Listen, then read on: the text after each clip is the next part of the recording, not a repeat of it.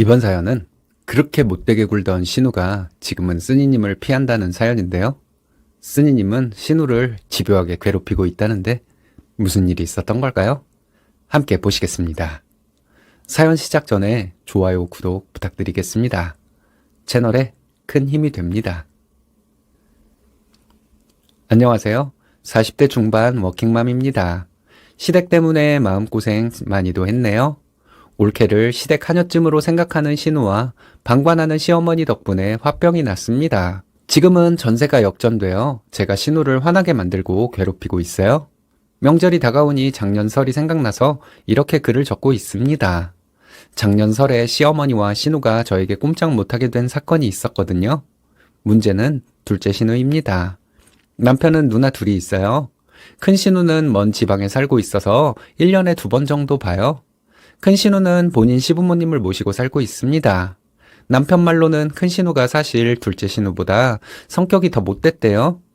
그런 큰 신우가 본인의 시부모님을 모시고 사는 것은 그 시부모님의 재산이 탐나기 때문일 것이라고 하더군요.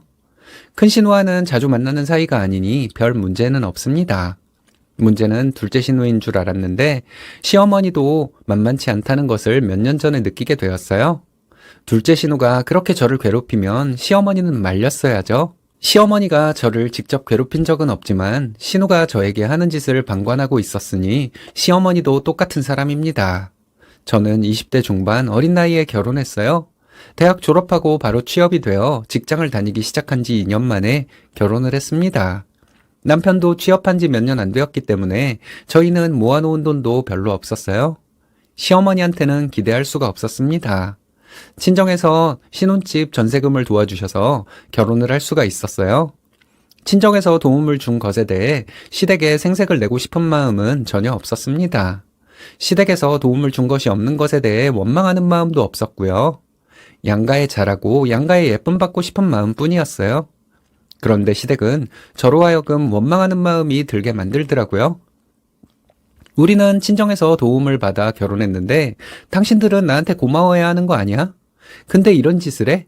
이런 생각이 언젠가부터 들기 시작했네요. 저희는 결혼하고 거의 3년간 주말 부부로 살았어요. 저희 집은 시댁과 친정 모두 가까웠습니다. 저희가 결혼하기 1년 전쯤 남편은 지방으로 발령을 받았는데 거부할 상황이 아니었어요. 그래서 남편은 지방에서 지냈습니다. 제가 회사를 그만두고 남편이 발령받은 곳으로 가서 살 수도 없는 상황이라 주말 부부로 지내게 된 것이었죠. 결혼을 하고 나니 시어머니는 저에게 매일 안부 전화를 하는 것이 며느리 도리라며 매일 전화를 하라고 하셨어요. 전화해서 무슨 말을 해야 할지도 모르겠고 용건도 없는데 전화를 하기가 너무 부담스러웠습니다. 그래서 일주일에 2-3번 마지못해 시어머니에게 전화를 드렸죠. 신우는 저에게 거의 매일 전화해서 뭐 하고 있냐고 신경질적으로 말을 하더라고요. 결혼 전에 저랑 얘기를 많이 하지도 않았고 그렇게 친해지지도 않았는데 신우는 저에게 싫은 소리부터 했습니다. 퇴근하고 집에 가면 뭐하냐? 퇴근길에 시댁에 들러서 시어머니와 저녁도 함께 먹고 집안일도 좀 해주고 가지. 신우는 이런 얘기를 했는데 저는 그래야 하는 건가? 하는 생각에 신우의 말을 듣고 아무 말도 하지 못했습니다. 이게 시간이 지나면 지날수록 한이 되더라고요. 지금 생각해보면 신우가 한 말은 말도 안 되는 소리인데 내가 무슨 잘못을 한 것처럼 신우에게 쩔쩔매고 있었으니까요. 남편 지방근무가 끝나고 함께 살기 시작하면서 저희는 아이를 가졌어요. 첫째 때 제가 입덧이 심했거든요. 시어머니와 신우는 제가 입덧이 심하다는 것을 알고 있으면서 저를 전혀 배려해주지 않았습니다. 주말에 시댁에 가면 음식 냄새만 맡아도 구역질이 나는데 시어머니와 신우는 꼭 그렇게 밥을 차려 먹더라고요. 그러다가 나중에는 제가 밥을 차리지 않는다고 화를 내기까지 했습니다.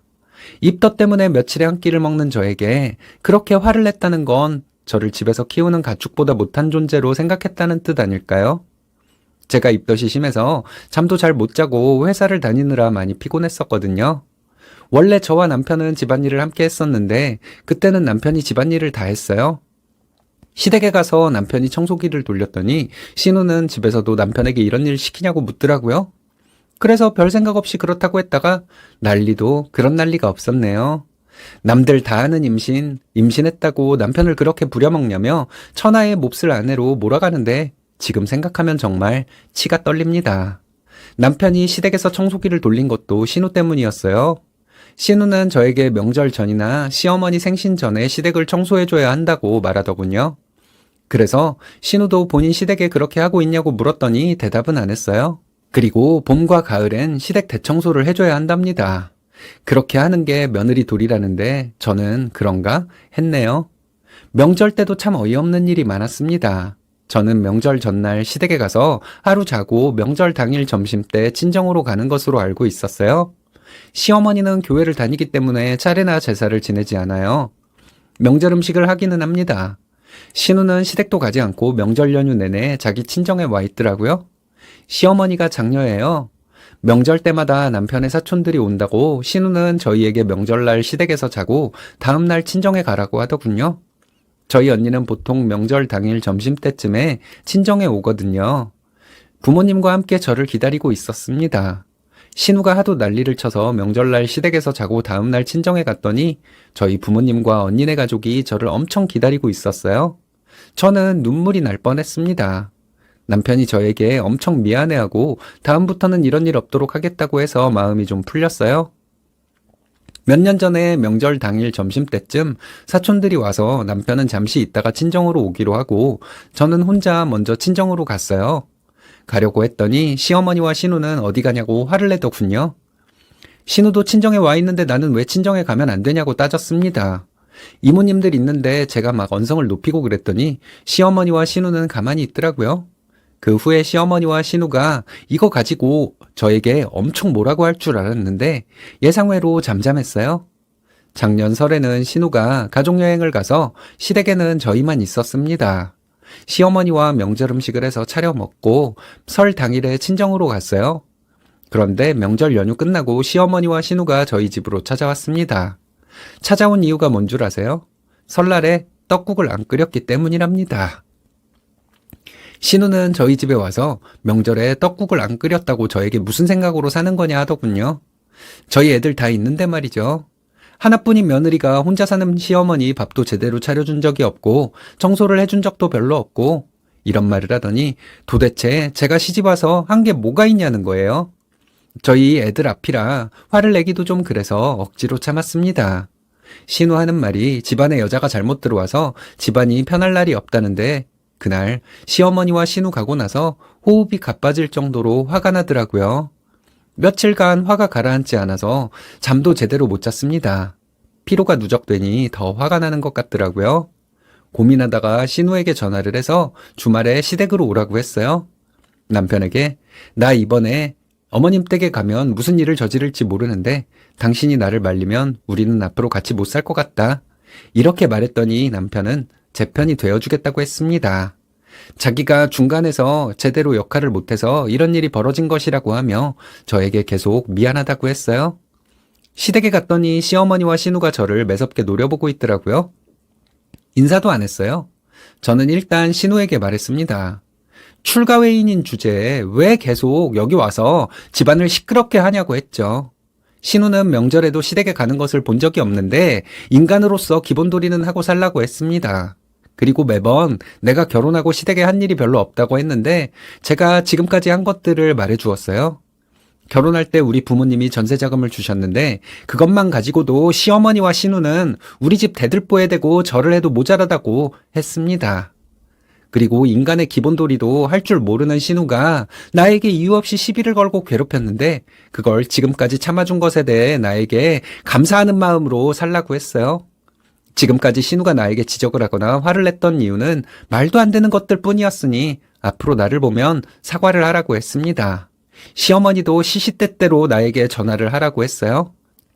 나에게 전화해서 고맙다는 말을 하라고 했죠.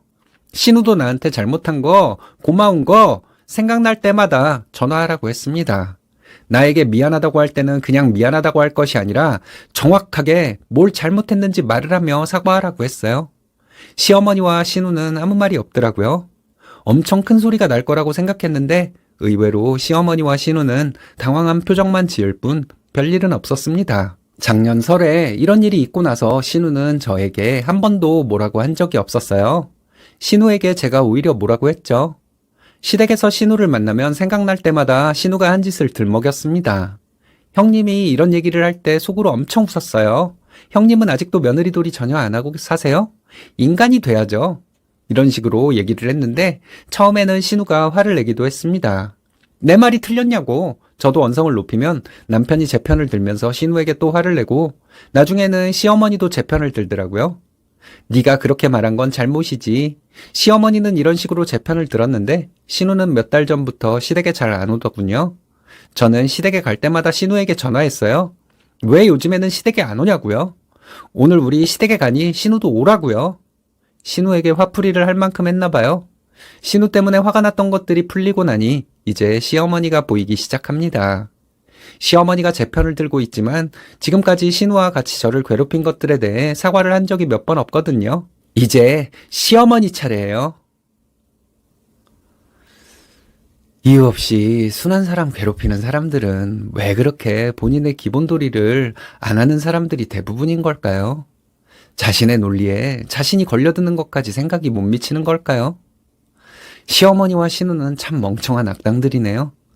이런 멍청이들 때문에 그렇게 마음고생을 하고 살았으니 쓰니님이 얼마나 속상하셨겠어요. 마음 강하게 먹고 그 사람들에게 당한 것들 모두 되돌려주세요.